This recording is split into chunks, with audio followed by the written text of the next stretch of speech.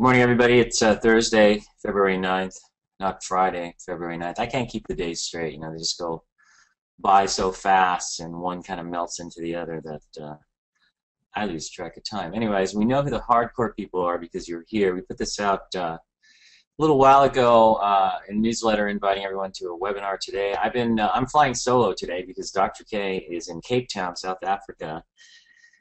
And as it turns out, Cape Town and South Africa's economy is pretty much still a little bit chaotic there, and so internet service is really not up to snuff, and so he's not able to join us today. But I've been waiting. In fact, I've known this all week, but I've been waiting for a critical point where I'm observing something interesting in the market here today, and I would just take it as a clue and just keep your guard up. Maintain your stops and don't get sloppy here because I'm going to show you what I'm seeing here. Now you can see the market, the NASDAQ chart I've got here. Everybody see my screen okay? Let's see those yeses. Yes, okay. Okay, good enough. We know. Okay, thank you. You can see NASDAQ gapped up last week and just continuing to go higher. You had higher volume yesterday and you're going higher. And you've exceeded the high 2011, which I think you're at the highest point you've been at in quite a long time in the Nasdaq. I think since 2007. Is that right? Maybe longer. But in any case, I think what you're seeing here, I'm going to show you something here, and maybe you guys can answer this question. But the market's in this really nice, well-defined uptrend. It never wants to go down, and it just keeps pushing higher, higher, higher. And in the process, you're seeing more breadth sort of expanding. I think it's interesting, though, that yesterday you had Louise Yamada bullish on the market. She was bearish at the end of December. Barton Biggs now is bullish on the market. Kramer was yakking something about this is a bull market that is a real bull market, and the problem is investors don't know that it's a real bull market because they've never seen one. I don't know. Bull markets are just uptrends, so I don't know about whether they're real or not. I think you just go with the evidence at hand, and trying to call them or label them any particular name I don't think really helps. So what we do know is that you're in a pretty good extended run here. So everybody's getting bullish. Everybody needs to be in this market. And I think an interesting thing that we're seeing right now is I'm going to let you guys, I've liked Apple. To me, Apple's a great buy, right in here. That's where I was getting in. Now I'm looking to sell the thing, get out of here. Because probably some of you can tell me what this looks like. It looks a little bit climactic. Now, this is a tricky call because you could say that Apple's been in this muted uptrend for a while. You can see this. I mean, if we shrink the chart, it's a daily chart, obviously. But if you shrink the chart, you can see it's been in this uptrend for a period of time. And now, I've often thought that Apple's going to end in a climax top. So is this a climax top? Is this a first? Probably not, because you never really undercut the lows at this base and shook out. You can just see this as one big sloppy consolidation. But the gap up here works because the other two before, this was one I think in July on earnings. This is another one in October on earnings here. And both times the stock ran up a little bit and then rolled over, gapped up, rolled over here. Now this time you gap up because you're coming out of a nice flag. And you're going into a climax type move. You're up, if we count the days here, you're up 8 out of the last 10 days. This is the biggest point move in the whole thing, and you're heading for 500. So I'd watch how it acts as it approaches 500 here. If you have a huge position, you can sell into this. That's what I did, so I'm not really worried about it at this point, but we'll see what happens. Maybe it goes to 550 first. But to me, this looks like a little bit climactic. So if that's the case, let's say that Apple goes into a climax here, and this turns out to be a top. It could be the start of a glorious move to 600. That's a possibility too. But let's say if that's the case, then watch the indexes here, because if they start to roll over, it may be more than just a pullback, but you just kind of let that develop. But that's just something to keep in mind from a thematic standpoint. So don't get caught up in it. But that's kind of what's happening. So you obviously don't want to be buying into this move. If anything, you'd be cutting back. What I'll do, since I'll have a huge position, 100, 150% position in something like Apple, buying it here and looking for this kind of move, and now that it's kind of coming to you, you're just going to feed it into it. and it's very powerful, but it definitely draws you in. But I think it is interesting to see, and it seems like today, money is moving out of Cisco. Well, actually, Cisco's coming back after earnings, so it's holding up, but it's still coming out here and going into Apple. But everybody's just piling into Apple, and at 11 times forward estimates, probably close to the 12 or 13 now after today's move. Money managers can't really get in trouble buying that type of stock if they have to be in the market. And I think one of the key things about this market is that money managers have been forced to come in over the last couple of weeks, and you can see it. There's a really good chart of the National Association of Active Investment Managers survey. I'm going to pull that up here for you. Give me just a second.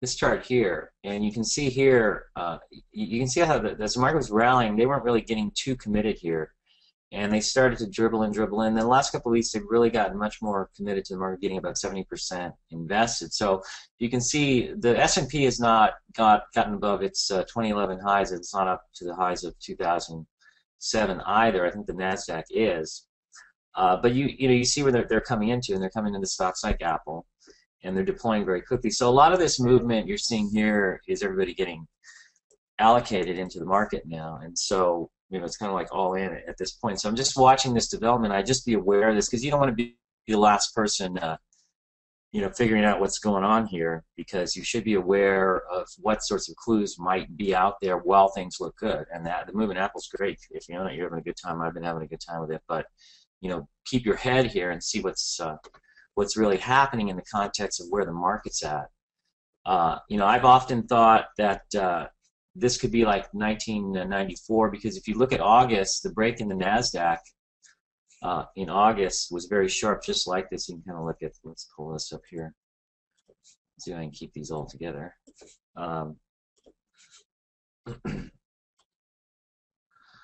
Here's let me shrink this a little bit. There's my little chart. So here's the break, off the peak in February of 1994, kind of like what you saw here in August. And you chop around, and then you head back up.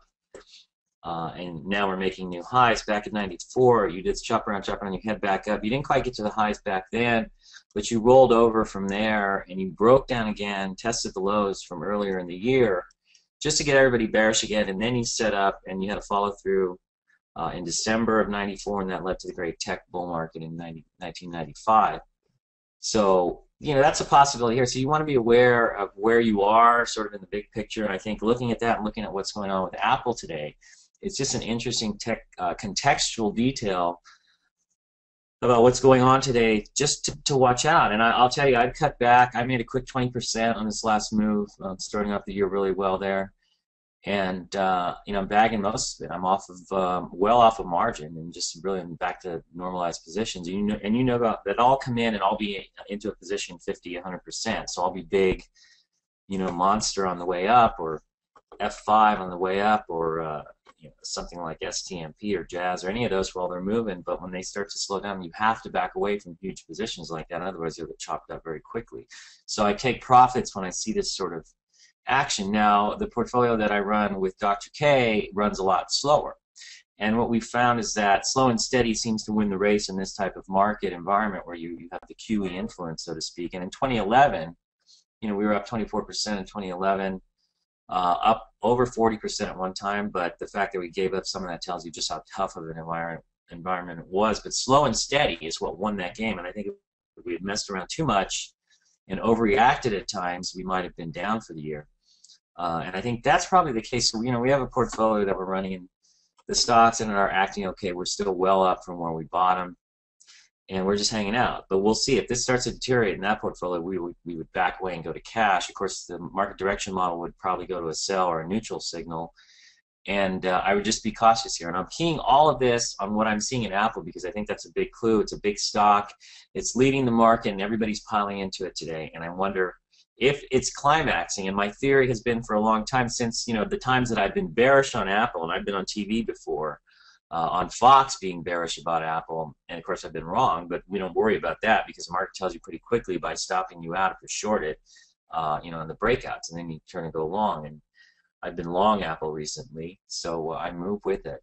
But when you see the evidence on its face, I've often thought at this point that if the market continues higher, Apple tops with a climax, and lo and behold, you're sort of seeing that. So the real question is, are you coming out of a first stage base? I tend to think not. If it's earlier in the move, the first breakout out of the first stage base in a new bull market, usually don't get a climax top. But if you're looking at Apple's total move within the context of the whole trend it's had off the lows of 2009, then maybe it is. So it's a lot, it's not always black and white. I want people to understand as well. You're interpreting things in real time and trying to take clues. But what I think it's telling you right here is be careful. Don't get all excited and think you need to pile in. I know you got an email from somebody, that given that we had another follow-through day the other day, the market only needs one follow-through day. If you have other follow-through days, that's great because the indexes are acting well. But it doesn't mean, go hog wild and get really aggressive. You take your stocks on a stock-by-stock basis, okay? And this whole idea of getting aggressive to me depends on your risk preference. I'm aggressive from the get-go. I don't sit around waiting for the market to improve or some signal to tell me to get aggressive. I'm already oriented that way, and I've had to learn over time to set risk parameters that deal with that and keep the risk of my aggressive nature in control, okay? It's not a matter of getting aggressive. It's a matter of dealing with things on the basis of your own risk preferences. And that means if the market is pulling back here, well, you can let your stocks breathe a little bit and stick to bigger stocks. For myself, if I'm very aggressive and I see things come in, I may back out, go back down to smaller core positions, and even throw out a couple of shorts. Just so you know, I am short Amazon here, and using the 50-day as your stop here. So it's still in this big kind of head and shoulders pattern. So I'm just kind of throwing this out. Baidu is another one, and I'm testing the market here in real time. Baidu bumping up against the 200-day. I don't know if it gets up to it, but I can use that as a stop, maybe 135 on a position here on the short side and see if that works. Not that it necessarily will, but I'm trying to get a feel for what's going on here, given the theory that I'm developing that centers around what's going on with Apple. Okay, so, and you can see that looks climaxy, and I think it's interpretive at this point. I wish probably later on I'll talk to Dr. K and get his take on this, but it looks a bit like that. So just be cognizant of that. And I think bottom line for everybody is, number one, if you're running your normal, start with a small position, 10-20%, and build as you're getting the proper buy points. I think you're okay to hang out. If you're real uber aggressive like myself, then I'm going to back away and just drop to core positions, maybe even put some shorts out as a parachute if the market does roll over. I mean, that's just the way I might handle it. I also get a visceral sense if the short side works. And I can tell you Amazon today so far is getting knocked around. I don't know if it's bottoming, but we'll see. But I'm short from up here at the 50-day moving average, and it's starting to come off. So I got some room here. So we'll see what happens. But that's the way I operate. I have to feel things, and I only feel things with real money. I think paper trading is kind of an illusion, because until you have real money on the line, you really don't know what it feels like. You can't know what it feels like in any case. So that's a theory for today. That's one of the reasons why I wanted to get this going very quickly, as I'm noticing that Apple is going into what looks like a climax top. So some stocks that we're keeping an eye on, I'll just run down my list. Apple, obviously, gotta love it. Envision is acting okay. This reminds me a little bit of MRV Communications. I don't know if anybody remembers that company. I remember in 1994 I found this little $6 stock, and they're making diodes for laser, what am I thinking? Laser fiber optic light signals. So diodes and switches and whatnot. And I went out to Chatsworth, California, and drove out on a hot July day and met with Noam Lotan, who for a while you saw in a lot of Investors Business Daily ads, but Noam was very gracious. I spent the better part of an afternoon with him and the CFO, a fellow who was actually killed in 9/11. He was on a jet on one of the jets coming out of Boston. But I remember MRBC, I bought it around $8. It broke out of space, very similar to this kind of. It had been going for a while longer though. It wasn't a recent IPO like InventSense. But it ran out very sharply up into the teens, the high teens, and then it spent some time, about 16 weeks, building a base. And I would guess that INVN would have to build a base here. So I'm not a buyer here. I think that you're getting to a point where you're going to back and fill here. So Dr. K probably has his position, and he's working it still, but I'll back away and let it build a base. And in here, that's how I'll handle it. So you can see Apple starting to roll over intraday just a little bit. You see the volume declines, but we'll see how this goes. I mean, they could take it to 500 easy. And if it turns out not to be a climax topic, it'll go further than you think. So I'm just kind of watching this. But you'll get the sense of it once it reverses if that happens, if and when that happens. Moving down the list, Monster, this is kind of its nature. Had a pocket pivot yesterday. That's still a valid pocket pivot.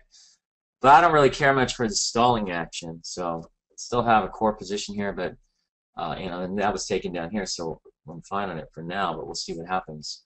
Viral Pharma, same situation. This position was taken on this pocket pivot day here, and it's still holding up. It's showing these little pocket pivots in here.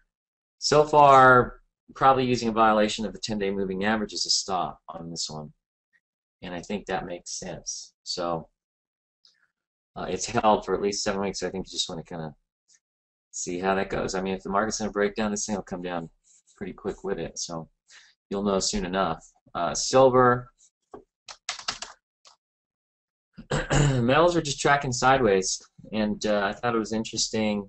I guess it was this day or this day, I don't know, when the metals were down, and we get some emails from people who want us to comment on the action of the metals that day, and I can't tell you how irrelevant that is. You don't need to comment on one wiggle. These things come straight off their lows, and you get some selling in here. The volume picks up a little bit per day, up, down. So what? Silver tends to do this, and gold tends to do this. They tend to have these big sell-off days, and I think we went through this last time. Like here, you have a big sell-off here, and it goes higher. You get a big sell-off here, and it goes higher in here, and so on. So that you get wigged out. You have to think about this. It's contextual. If silver had a big move off the lows under 26, and here you're at 33, and you're running up to resistance here, I think you're entitled to go sideways for a little while. So, cut the thing a break. But we're not going to reinforce that whole idea that we need to comment on every wiggle, because that's what we're trying to teach everybody, is to ignore the wiggles, stick with your plan, and try to look things, from the bigger picture. Where's the trend at? Where are your stocks? Obviously, if things are up like they are now, you're prone to a pullback.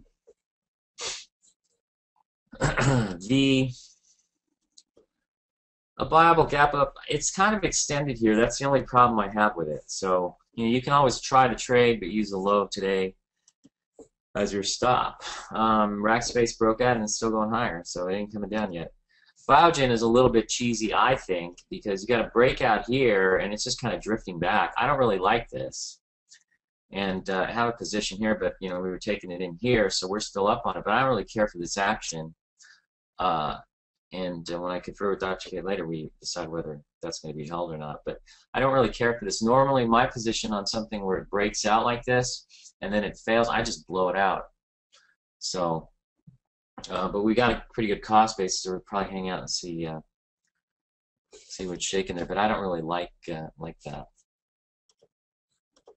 Let's see. Lulu continuing higher. Not a lot of volume, so it's kind of wedging. Holding the 10-day, it's still moving up. So if it isn't broke, don't try and fix it. UA is one we've been keeping on. Somebody asked about that last week. I thought the pullback was viable here into the 50-day after this move up, and it's moving up along with the rest of the retail group. But it's in a position to go sideways for a period of time. A lot of things are really.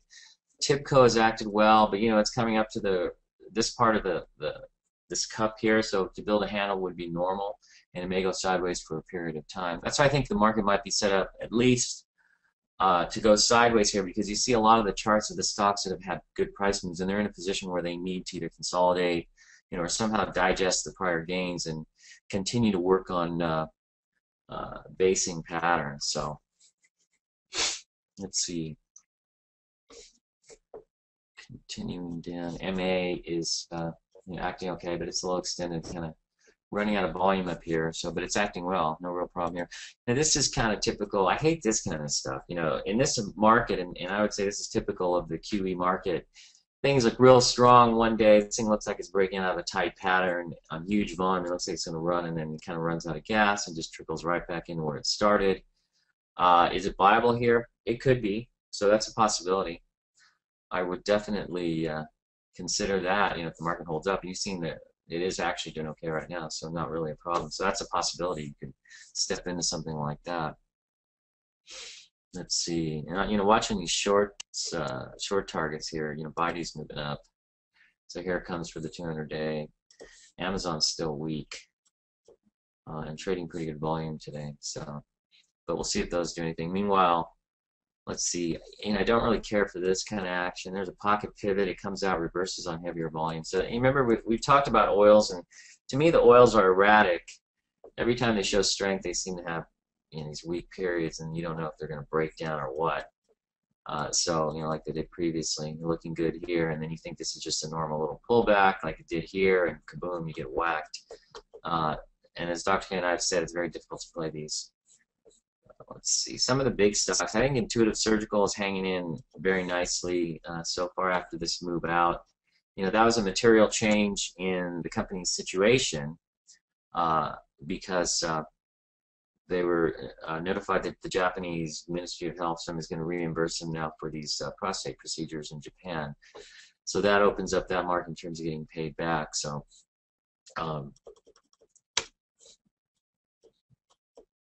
it looks like it changes underlying conditions. You have this breakout, so I would expect it has to hold that breakout. Let's see.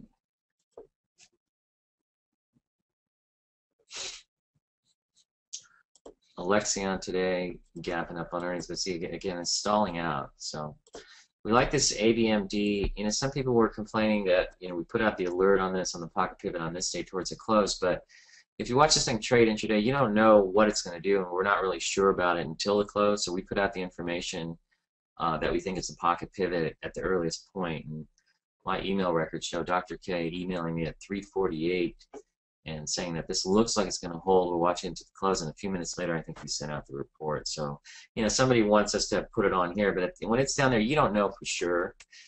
And I think that also shows classic hiker investor price bias. Oh, I got to buy it here, and if I saw it trade here early in the day and now it's here, I can't buy it because it's too high. And you got to get this one out of your head, because I don't really care if I'm buying this stock right here. I don't care if I'm buying it at 21 or 23, because I'm really interested in whether it's going to 40. Okay, I don't really care if it's going to go from 22 to 23. Great. That's not the issue. And so people get all excited about when the information comes in and how soon they know. If you have a buy signal on something that's within range, 5%, 3 to 5% less, that's even better. What do you need to do? You just take a position. So, anyways. Cephei is another interesting one. Gap up. It's holding the gap so far, so that's acting okay. Salix, they look ugly, they come back, comes back up. Jazz is acting okay. Pulls back, but still it's pretty erratic, so it's still not the easiest market in the planet to hold through. We put out this Dendrion on a pocket pivot, so you have a nice move there, and then it comes all the way back in. But this is more of a bottom fishing thing, so maybe it bounces off of here. That's a possibility, so we wouldn't put it past it. Q-Core is another one that we got a bottom fishing pocket pivot. It runs into resistance here. Now it's coming in. Somebody, people are emailing, how would you handle it? Should I dump this? Well, what's your stop? For me, if it can't get through 38 and it can't really hold up in here and it's just keep coming down, I'm not really going to sit with it. You could use a violation of the 10-day as a hard stop if that's what you want to do, or just a break of the 10-day. But my thinking is, with this kind of a move, okay, you got to go back and look at something like TIBX, and this is how I look at it. Once it starts pocket pivoting off the lows, it doesn't come in. It just holds up and then moves higher. So this should have done that, in my view. Whoops. And so if it can't, you got to decide where's your stop, you know. Um, and that's really how it is. I guess people want to know whether I think that they should hold on to it because it's going to turn around and go up. You know, if your stop, my stop on this is something like using an intraday low. If it tried to move higher a couple, 3 days ago, and then it reverses, and then I'll use the low that day as a stop, and it goes below that low, I'm gone. Someone else might use the 10-day. Dr. K probably more prone to using the 10-day. Someone else might use the low of this pattern here, depending on what their risk preference and what their stop is. And everybody wants to know what the magic stop is, or what we think about something on the basis that we can tell them that, oh, don't worry, it's only a 3-day sell-off and it's not going down anymore. To me, the question is not what we think or what our thoughts are, but rather, where's your stop? Ask yourself when you're looking at something and say, okay, it's going down, I bought it, it's going down, I'm down a little bit on it. What should I do? Oh, I think I'll email Dr. K and Gil and see what their thoughts are. Well, that's really silly. Just stick to your stops. What's your stop? So the first question you should be asking when you see something like that, and you have a stock that's going down and it's not confirming your decision or the reasons you have for buying it, you ask yourself, where's my stop? And if you don't really like what the stock's doing and it makes you nervous, unload it. You can always buy it back, and even if you have to buy it back a point or two higher, the point again is not buying the stock between 36 and 37 or whatever. The point is, if it's going to move out of this base and head back to 46, that's where I want to be. And with TIBX, that was really the point there. And that one worked pretty well. I think it needs to go sideways, but that's pretty much the point. So, stick to your stops. Don't rely on other people. That's what we're trying to teach people. Do you run a screen to get short candidates? No, the short candidates are the leaders from the prior cycle that have top or rolling over. And that's where I get my short targets from. So, we were looking at Netflix last summer, I guess, or actually in fall. Yeah, summer, fall. Green Mountain, same thing. These were Head and Shoulders tops that broke down. Here's your left shoulder, your head, your right shoulder, kaboom. There it goes. And that's really what I screen. I don't really have a screen necessarily for stocks. See, someone says here, I'm holding several stocks, and today Biogen and QCore have stopped out. So, bravo. That's what I say. Someone's sticking to their plan. And, when you get stopped out of a stock, you should be happy because you're sticking to your plan. If you get stopped out of a stock and you don't get stopped out, in other words, your stop goes off or it's triggered and you sit there with your finger up your nose, then you're an idiot, okay? If you lose a little money because you stuck to your plan, then you should be happy because you traded your plan. And anybody who stopped themselves out of Biogen, I personally would be out of this if I was playing it myself alone. And I just have this in the portfolio I run with Dr. K, and we'll see what happens. But we got a lower cost base, so we kind of have some room, to see what happens here. So, anyways.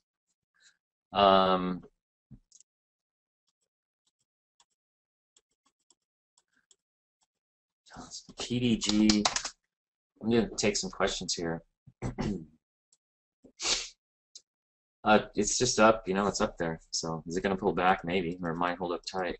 Do you consider today's action as churning? I don't know. We'll know by the end of the day. Jazz we talked about. Silver we talked about. DNDN. F5. F5 is just kind of biding its time, I think. It's just kind of hanging out and pulls into the 10-day moving average. The thing is, it never really gets any momentum. You're not getting a lot of buying volume in here. So to me, it seems more like it's biding its time more than anything else. So I kind of look at it more that way, I think, until you start to see some sort of sign that it's breaking down. But it's the things go that there isn't a lot of thrust on the upside. And that's kind of the way this market's been recently. So price line, it's just hanging out up near its highs. I don't see any signs of topping necessarily, or that this is the end of this move. You're up at resistance, so it's going to have to do some kind of a breakout in order to confirm that it can move higher, obviously. So other than that, there's really nothing there to think. Soda.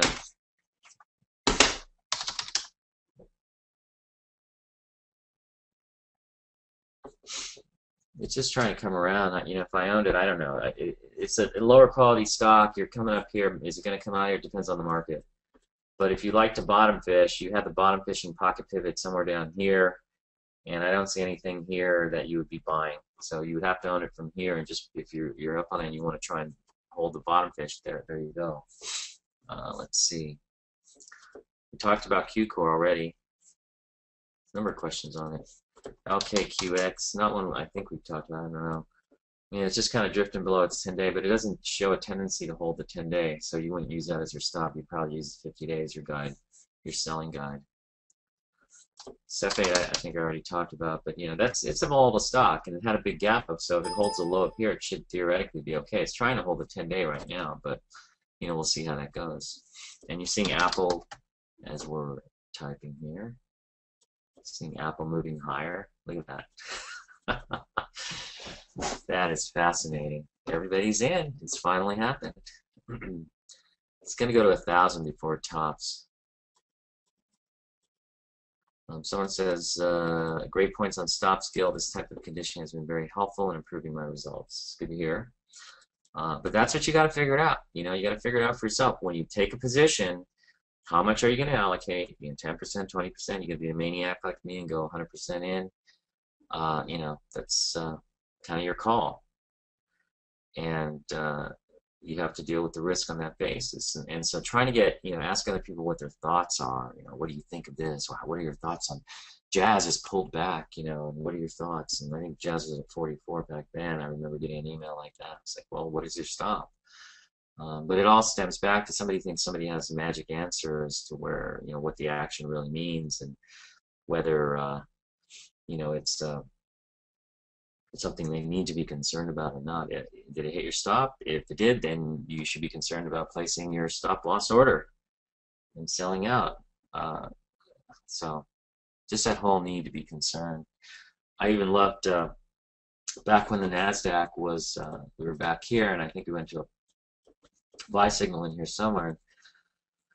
Somebody emailed us and said, what are your concerns here? Aren't you concerned with this, that, and the other thing? So, we don't know. We're in a buy signal. We'll just go with it. We're not concerned. And then they email back that they have a right to be concerned, that the market is near its prior highs. And, I guess you have a right to be concerned, but I don't think that really helps make you money. Also has this mentality of this rights, like rights to healthcare, rights to be concerned. I guess you have a right to be concerned in the market, but it's not going to make you money, and there's really no reason to be.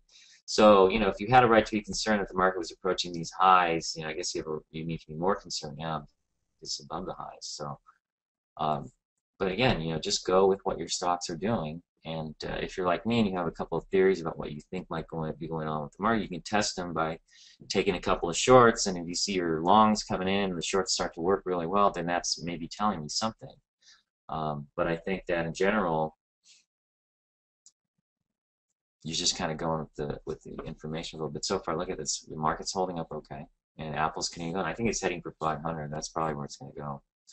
Why delay email announcement? Because it was a spur of the moment thing. Don't worry, this is recorded, and we'll have it up shortly. I'm not going to go very much longer.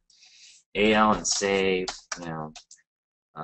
really, I just wonder, why do people need us to comment on these stocks? There's really nothing going on. It's just moving up. It will pull back today on Air Lease and Save. It's interesting that on a day like this right here, this big up day, nobody emails us. It's only when it's pulling back that people want to know what they should be doing. And I would just say, there's a pocket pivot in here, but you get a breakout here, and now you're pulling back to the 10-day, so you're retracing part of this breakout. It looks like half of it, but this thing probably needs to build a base here. AEPO. So, there's really nothing else to be thinking here, unless you really need to be thinking. So, if you're the type of person who needs to be thinking all the time, then maybe you should start a meetup group where everybody talks about their concerns, and every time the stock pulls back, they need somebody to tell them everything's okay. But the bottom line is, if you bought the breakout, are you planning to hold the stock, and for how long, and what do you need to see in order to push you out of the stock? But for now, it looks like it's a low volume pullback, which it's entitled to. It doesn't have to keep going straight up, and it probably shouldn't. So that's all. Any thoughts on A-Ray? I don't know. It doesn't even hit my radar screen. And why would there be thoughts? What is there to think? Again, you get, I love that question. Any thoughts on this stock? I don't know. Somebody want to offer their thoughts? I don't really need to think about it. It's just moving up sharply. It's kind of a big bottom fishing pattern, but where's your reference? I'm not going to tell you to buy it. No, it's a little thin stock running up. But if you want to buy it, go ahead. But what thoughts? What is there to think? So I don't know. Please review URI. I don't think we talked about URI. And I don't know, United Rentals. What is there to review? It's just moving higher.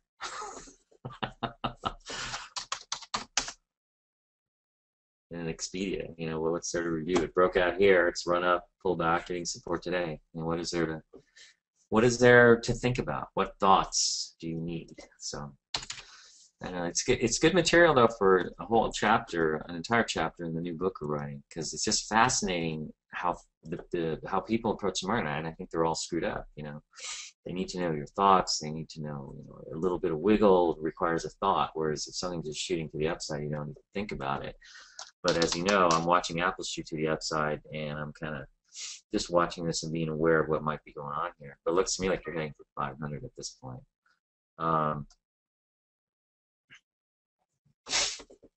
Amazon, we talked about that as a short. Please look at SWI. Why do I need to look at it? It's going higher, making a new high. We told you about the pocket pivot here, so if you own it here, what's the problem? It's up. Am I telling you, oh, you need to get out here? No, it's just broke out. So it could pull back here, a normal pullback, depending on what the market does. But there's really not too much going on.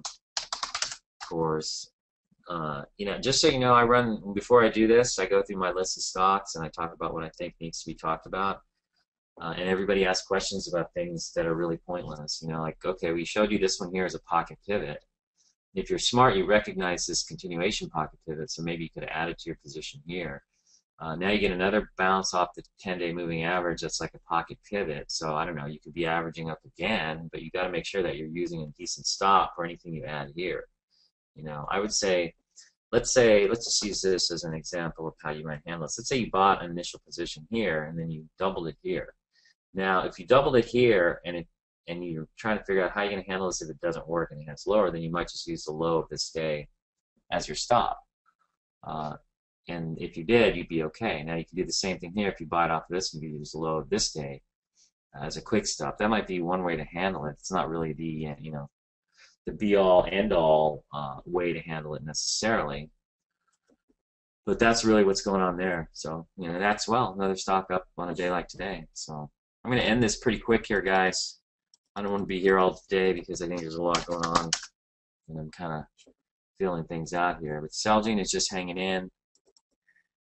Is actually placing a stop loss order a good idea? We don't do that. We just set alerts on eSignal or wherever else we have alert programs and just enter orders in manually. Let's see. Everybody keeps asking us, do you raise your trailing stops as the stocks go up? I really suggest, if you want to understand what we use as trends, we don't set trailing stops, okay? We reject that whole idea that you pick some price point X% lower and it's rising with you. What we use is a 7-week rule and the 10-day moving average along with the 50-day moving average. And that we describe in an entire chapter in our book, Trade Like an O'Neill Disciple. You can go onto the website and go into the FAQ section and you can search on 7-week rule and you can see how that works. But you really should figure that one out. But everybody keeps asking us, how do you raise your trailing stop? That's another thing, that's pretty arbitrary. And so we just find that using the 10-week and the 50-day week, depending on, you'll use whichever one the stock tends to follow. So for example, I guess I'll just do this real quickly for the newbies. You can see that Q-Core has never violated its 10-day moving average. So right now I think you can use a violation of the 10-day as a very quick stop. Okay, if you have another stock like Apple,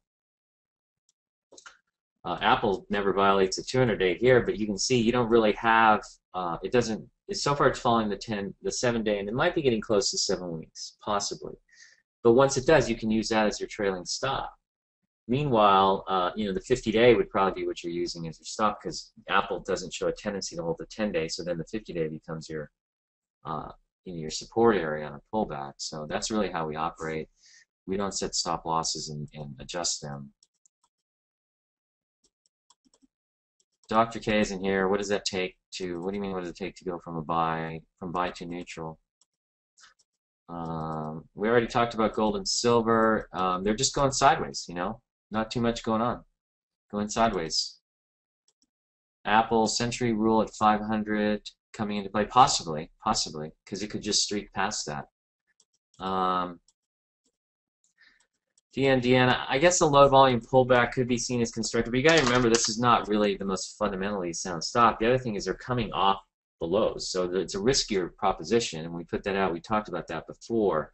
Is this a low risk point to buy it? Only if it turns around and goes up. If you buy it here and then it gaps down 2 more points tomorrow, then it was not a low risk point to buy it. I don't, if you have pullbacks and you have areas that are nearby that provide good reference points for a stop. So in this case, the 10-day moving average.